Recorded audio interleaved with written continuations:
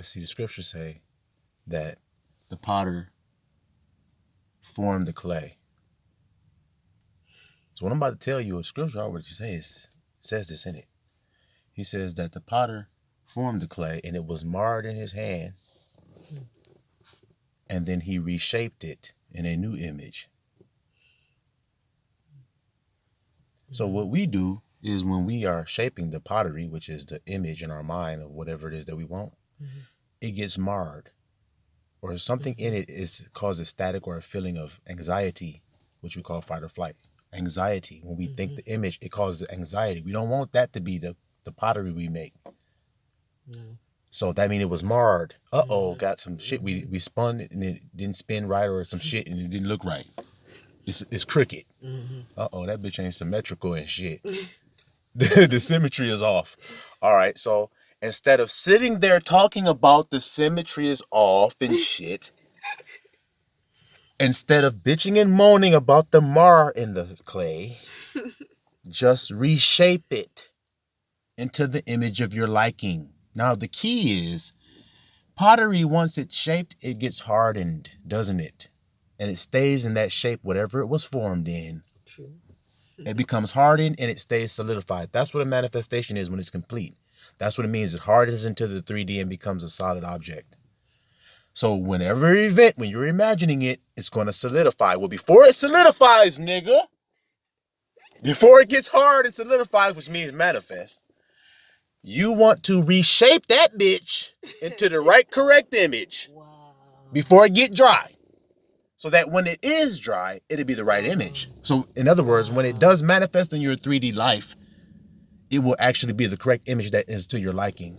It won't be that thing that caused the anxiety. See, because then when it manifests or gets hard, every time you look at it, it's going to cause anxiety in you. That means when it manifests in the 3D, you're going to get the fucking fight or flight hormone from what you see with your eyes.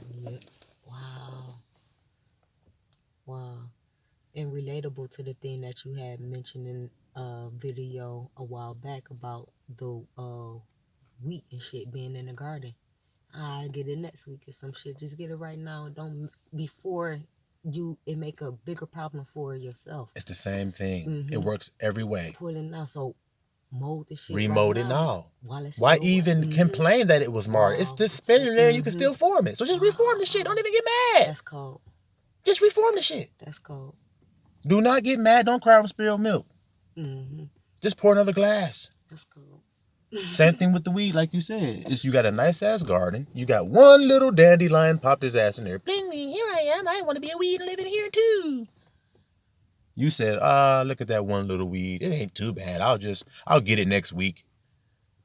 You didn't reform the shit. See? You didn't get it you didn't get it when it was still soft. In other words. Now it's getting hard. Now you come back a few days later, there's another dandelion. Then there's another. By the time you get the weekend and shit, there's 10 dandelions out there. Now you got to do hard work. When you had soft, easy work at first to pull the one weed. And then, like I said, when you pull the weeds, you better get them at the root, all of them.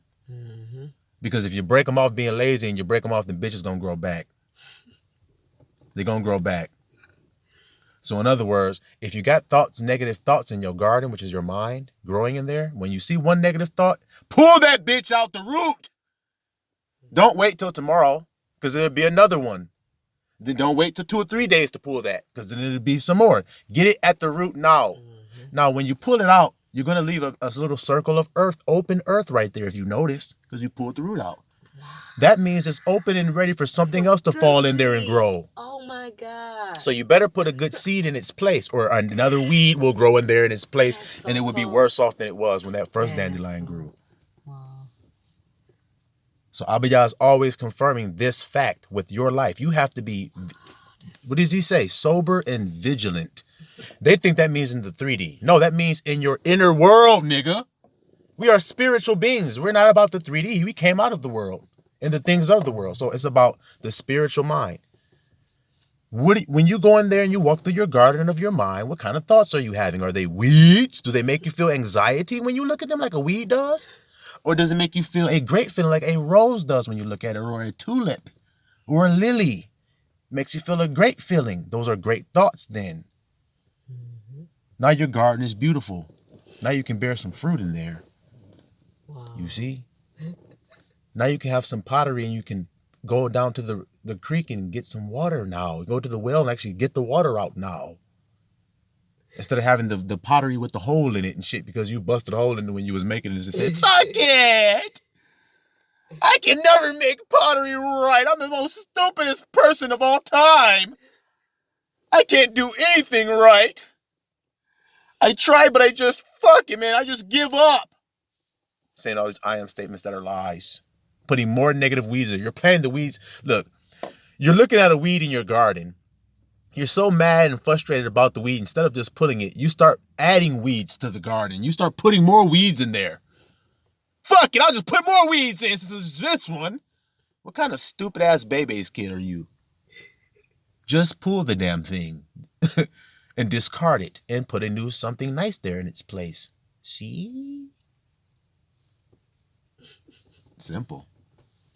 That's too cold.